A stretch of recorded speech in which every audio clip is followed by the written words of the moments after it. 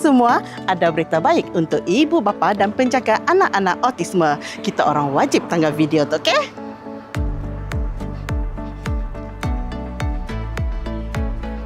Bagi meringankan beban kos terapi dan pembelajaran anak-anak autisme, Jabatan Kebajikan Masyarakat kini telah membuka permohonan bagi subsidi yuran pembelajaran kanak-kanak autisme bagi tahun 2026 bermula daripada 15 Mei sehingga 15 Julai. Bantuan akan diberikan secara one-off sebanyak RM1,000 bagi anak autisme yang layak.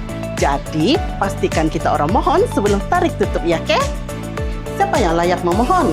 Syaratnya mudah saja. Yang pertama, pemohon mestilah warga negara Malaysia. Yang kedua, pendapatan per kapita isi rumah tidak melebihi RM5,000 sebulan. Dan yang ketiga, anak autisme mestilah berumur 18 tahun ke bawah, ada kad OKU yang dikeluarkan oleh JKM dan sedang mengikuti pembelajaran atau terapi di Pusat Pembelajaran Autisme yang bertauliah.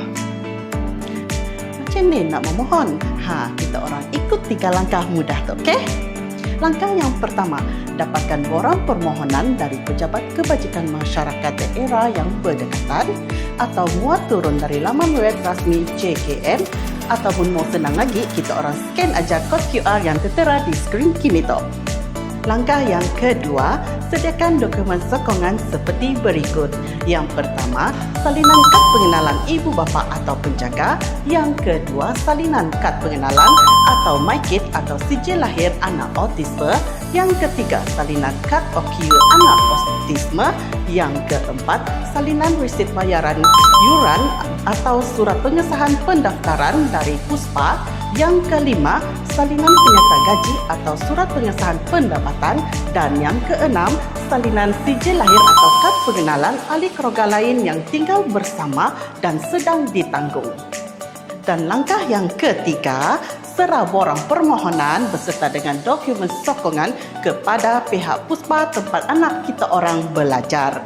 Kelak, Sidang Puspa akan menyemak dan menghantar permohonan kepada JKM sebelum 15 Julai 2026. Untuk status kelulusan, kita orang boleh dapatkan maklumat daripada pihak Puspa.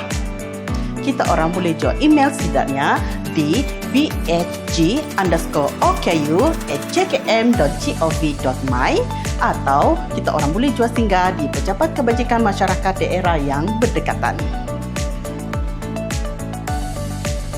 Sama-sama kita kongsi video tu dengan kawan dan ahli keluarga.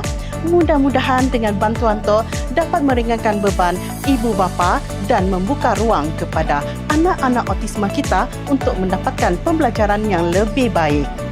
Untuk info terkini, jangan lupa follow dan subscribe media sosial Jabatan Penerangan Sarawak. Terima kasih kerana menonton. Jumpa lagi.